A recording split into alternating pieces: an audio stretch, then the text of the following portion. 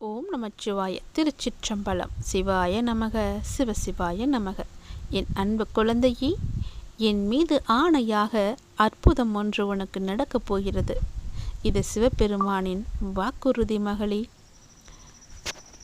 என் மீது ஆணையாக என்பது வெறும் வார்த்தை அல்ல, அது ஒரு பெரும் வாக்குறுதி. ஈசனின் வாக்குறுதி, அவரின் சத்தியம். இது ஒரு அபயஹஸ்தம், அதாவது பாதுகாப்பு தரும் கரம். துன்பக்கடலில் தத்தித்து கொண்டிருக்கும் ஒவ்வொரு பக்தனுக்கும் சிவபெருமான் வழங்கும் மாபெரும் வாக்குறுதி இது. வாழ்க்கையில் ஏதோ ஒரு கட்டத்தில் நாம் அனைவரும் எல்லாம் முடிந்துவிட்டது, இனி ஒன்றும் செய்ய முடியாது என்று சோர்ந்து போகும் சூழல் வரும். அப்போதுதான் இந்த வாசகம் நமக்கு ஒளியை தருகிறது. நீ கவலைப்படாதே, நான் இருக்கிறேன். என் மீது ஆணையிட்டுச் சொல்கிறேன், உனக்காக அற்புதம் நடக்கும் என்று அந்த எல்லாம் வல்ல இறைவனை நமக்கு கூறுகின்றார். சிவன் ஏன் இமயமலையில் இருக்கிறார் தெரியுமா? பனி என்பது குளிர்ச்சியை குறிக்கின்றது, ஆனால் அது சவாலான சூழலையும் குறிக்கின்றது. நம் வாழ்க்கையிலும் கஷ்டங்கள் எனும் பனிப்பாறைகள் நம்மை சூழ்ந்திருக்கலாம், ஆனால் சிவன் அந்த கஷ்டங்களுக்கு நடுவே தியானத்தில் இருக்கின்றார். இதனுடைய பொருள், வாழ்க்கையின் போராட்டங்களுக்கு நடுவிலும் உங்கள் மனதை அமைதியாக தியான நிலையில் வைத்திருக்க முடியும். சிவனின் அமைதி நம்முடைய மனதை அமைதிப்படுத்தும் சக்தி கொண்டது. சிவனின் முகத்தை பாருங்கள். அமைதி, கருணை மற்றும் அபாரமான சக்தி ஆகியவை அதில் உனக்கு தெரிகிறதா? கைகளில் திரிசூலம் இருக்கின்றது. திரிசூலம் என்பது 3 குணங்களை குறிக்கின்றது. இது முக்காலத்தையும், இறந்த காலம், நிகழ்காலம், எதிர்காலம் என எல்லாவற்றையுமே குறிக்கிறது. அந்த 3 குணங்கள் சத்வ, ராஜச, தாமச குணங்களை குறிக்கின்றது. உங்கள் கடந்த கால பாவங்கள், நிகழ்கால கஷ்டங்கள், எதிர்கால பயங்கள் அனைத்தையும் தீர்க்கும் சக்தி அவரிடம் மட்டுமே இருக்கின்றது. அவர் புலித்தோல் மீது அமர்ந்திருக்கின்றார். புலி என்பது அகங்காரத்தின் குறியீடு. அகங்காரத்தை அடக்கி அதன் மீது நாம் வெற்றி கொள்ள வேண்டும் என்பதை இது உணர்த்துகிறது. பக்கத்தில் இருக்கும் உடுக்கை, திருசூலத்தில் கட்டப்பட்டிருக்கும் உடுக்கையானது பிரபஞ்சத்தின் படைப்புக்கான ஒளியை உருவாக்குகிறது. இந்த ஒளியை நாம் உள்ளுக்குள் கேட்க பழக வேண்டும். அற்புதம் என்ன என்றால், நாம் அற்புதம் ஒன்று நினைப்பது பொதுவாக ஏதோ ஒரு மாயாஜாலம். ஆனால் உண்மையான அற்புதம் என்பது நம் வாழ்க்கையில் ஏற்படும் நேர்மறையான மாற்றம். தீராத நோய் தீருவது அற்புதம். உடைந்து போன உறவுகள் மீண்டும் சேர்வது அற்புதம். வறுமையில் வாடுபவனுக்கு வாழ்வாதாரம் கிடைப்பது மிகப்பெரிய அற்புதம். பயத்தில் இருப்பவனுக்கு தைரியம் கிடைப்பது ஒரு அற்புதம். எல்லாவற்றிற்கும் மேலாக நம் மனதில் அமைதியும் இறை நம்பிக்கையும் பிறப்பதுதான் மிக மிக பெரிய அற்புதம். துன்பங்களும் சிவனின் வாக்குறுதியும் உனக்கு எப்படி ஒன்றிணைக்கின்றன தெரியுமா? எல்லோருக்கும் ஏதோ ஒரு கவலை. சிலர் உடல்நலக் கோளாறால் அவதிப்படலாம், சிலரோ கடன் தொல்லையால் கஷ்டப்படலாம், சிலர் குடும்பத்தில் பிரச்சனைகளால் நிம்மதி இழந்து இருக்கலாம், சிலரோ தேர்வு பயத்திலோ அல்லது வேலை தேடுவதிலேயோ கவலையுடன் இருக்கலாம். எல்லோரும் என்னை கைவிட்டு விட்டார்கள், கடவுள் கூட என்னை கண்டு கொள்ளவே இல்லை என்று நீங்கள் நினைக்கலாம்.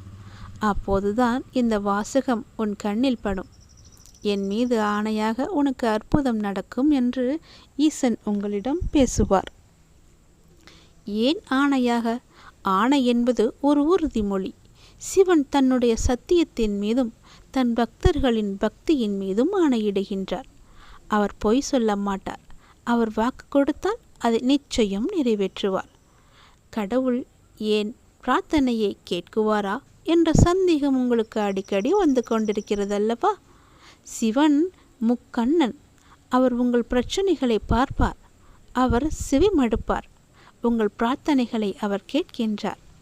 அவர் உங்கள் நம்பிக்கையை சோதிக்கலாம், ஆனால் ஒருபோதும் உங்களை கைவிடவே மாட்டார். சரியான நேரத்தில் சரியான வடிவில் அற்புதம் உங்களுக்கு நடக்கும். ஒரு கதை. ஒரு பக்தன் மிகுந்த கஷ்டத்தில் இருந்தானாம். ஒவ்வொரு நாளும் சிவனை வேண்டி அழுது கொண்டே இருந்தானாம். ஒரு நாள் அவனது கனவில் சிவன் தோன்றி, என் மீது நம்பிக்கை வை, உன் கஷ்டங்கள் தீரும் என்று கூறினாராம். சில நாட்களில் அவனுக்கு ஒரு புதிய வேலை வாய்ப்பும் கிடைத்ததாம். ஆனால் அது அவனது பழைய வேலையை விட மிகவுமே சவாலானதாக இருந்ததாம். முதலில் அவன் வருத்தப்பட்டான், இது என்ன அற்புதம் என்று. ஆனால் சிறிது காலத்திற்கு பிறகு அந்த புதிய வேலை மூலம் அவன் வாழ்க்கையில் மிக பெரிய முன்னேற்றத்தை அடைந்தானாம். அற்புதம் என்பது நாம் நினைத்தபடி உடனடியாக நடக்காவிட்டாலும் அது நமக்கு பயன் தரும் வகையில் சரியான நேரத்தில் அவர் நமக்கு நடத்தி கொடுப்பார்.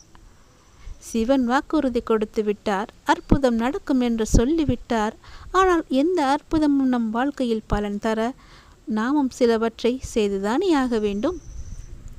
நான் பார்த்து கொள்கிறேன் என்று அவர் சொன்னதை முழுமையாக நாம் நம்ப வேண்டும். இதை செஞ்சா அது நடக்குமா, அதை செஞ்சா இது நடக்குமா என்று சந்தேகப்படக்கூடாது. அவரிடம் முழுமையாக சரணடைய வேண்டும். உன்னுடைய பாரம் எவ்வளவு இருந்தாலும் பரவாயில்லை, அவரிடம் சென்று ஒப்படைத்து விட்டு விடுங்கள். பொறுமையாக இருங்கள். அற்புதங்கள் நடப்பதற்கு காலம் அதிகமாகவே எடுக்கும். ஒரு விதை போட்ட உடனே மரமாகவாதல்லவா? அது போலத்தான் நீங்கள் நேற்று பிரார்த்தித்துவிட்டு உடனே நடக்க வேண்டுமென்றால் எப்படி? பொறுமைக்காக இருந்தால் நிச்சயம் அதற்கான பலன் கிடைக்கும். சிவனை போல நாமும் தினமும் சிறிது நேரமாவது அமைதியாக அமர்ந்து ஓம் நமச்சிவாயா என்ற மந்திரத்தை சொல்லி அவரை நினைக்க வேண்டும். இது நம் மனதில் அமைதியையும் நம்பிக்கையையும் வளர்க்கும். சிவனை வணங்குவது மட்டுமல்ல, மற்றவர்களுக்கு உதவுவதும் மிக மிக முக்கியம். ஏழைக்கு செய்யும் உதவி இறைவனுக்கு செய்யும் உதவி என்று சொல்வார்கள். நம் எண்ணங்களும் செயல்களும் சுத்தமாக இருந்தால் சிவபெருமானின் அருள் எளிதாக கிடைக்கும். இன்று இந்த சக்தியை போற்றும் காட்சியை நான் பிரமித்து அழகாக சொல்லியிருக்கின்றார். உங்கள் மனதில் இதை கேட்கும்போது உங்கள் மனதில் இருந்த பயம், கவலை, சந்தேகம் என எல்லாவற்றையுமே தூக்கி எறியுங்கள். இந்த இமயமலை போன்ற கஷ்டங்கள் உங்களை சூழ்ந்திருந்தாலும் அதன் நடுவில் அமர்ந்திருக்கும் உங்கள் தந்தையான சிவனின் வாக்குறுதியை நினைவில் கொள்ளுங்கள். என் மீது ஆணையாக அற்புதம் நடக்கும். உங்கள் அற்புதம் உங்கள் கதவை தட்டப் போகிறது. அது எப்போது வேண்டுமானாலும் நடக்கலாம். நீங்கள் செய்ய வேண்டியதெல்லாம் ஒன்று மட்டும்தான். நம்பிக்கை வையுங்கள், பொறுமையாக இருங்கள். அவள் ஒருபோதும் பொய் சொல்ல மாட்டார். உங்கள் வாழ்க்கையை ஒளிமயமாக்கும் அந்த அற்புதத்தை நீங்கள் விரைவாக காண்பீர்கள். உன் மனதில் நினைத்தது போலவே ஒரு அற்புதம் நடக்கும். அது ஈசனின் ஆணையாக அவரே அதை நடத்தி தருவார். எது, எப்போது, எங்கே, எப்படி பிறக்க வேண்டும் என்று ஒரு மனிதனை தீர்மானிக்கின்றாரோ அதுபோலவே எந்த ஒரு செயலும் எந்த நேரத்தில் உனக்கு கிடைக்க வேண்டும், எந்த வேரத்தில் நடக்க வேண்டும் என்பது அவரே முடிவு செய்து அதை உன்னிடம் காமிப்பார். அப்போது நீ அதை அனுபவித்து கொள்ளலாம். அதற்கு முன்னால் இது நடக்குமா, கிடைக்குமா, எப்போது என் கைக்கு வரும் என்ற பல சந்தேகங்களை உன் மனதில் போட்டு துவைத்து கொண்டே இருக்காதே. நிம்மதியாக விடு. அந்த மனதுக்கும் கொஞ்சம் மூச்சலை கொடு. எல்லாம் சிவன் பார்த்து கொள்வார் என்ற நம்பிக்கை மட்டும் உனக்குள் வைத்துக்கொள். வேறு எதை பற்றியும் நீ சிந்திக்காதே. உனக்கு என்று ஒரு வேலை கொடுத்திருக்கிறேன் அல்லவா? அந்த வேலையில் முழு மூச்சாக நீ செயல்படு. அதிலேயே உனக்கு மிகப்பெரிய வெற்றி கிடைக்கும். உன்னுடைய வேண்டுதல் எதுவாக இருந்தாலும், உன்னுடைய பிரார்த்தனை எதுவாக இருந்தாலும் எல்லாவற்றையுமே நான் பார்த்து கொள்கிறேன். இந்த ஈசனின் பதிவு உங்களுக்கு பிடித்திருந்தால் மற்றவர்களுக்கும் பகிர்ந்துவிட்டு ஓம் நமச்சிவாயா என்று பதிவிட்டு செல்லுங்கள். சிவன் உங்களுக்காக காத்திருக்கிறார். ஓம் நமச்சிவாயா என்று சொல்லும்போது அந்த சிவனை உன் அருகில் வந்து நிற்பார். சிவனுடைய வேலை என்ன தெரியுமா? துன்பத்தில் இருப்பவருக்கு நம்பிக்கை அளிப்பது. சிவனின் சக்தியை மற்றவர்களுக்கு புரிய வைப்பது. உண்மையான பக்தி உனக்கு உண்டு என்றால், சிவனுடைய உண்மையான பக்தன் நீ என்றால், இப்போதே ஓம் நமச்சிவாயா என்று ஒரு முறை சொல்லிவிட்டு எழுதிவிட்டு போ. நல்லது நடக்கும்.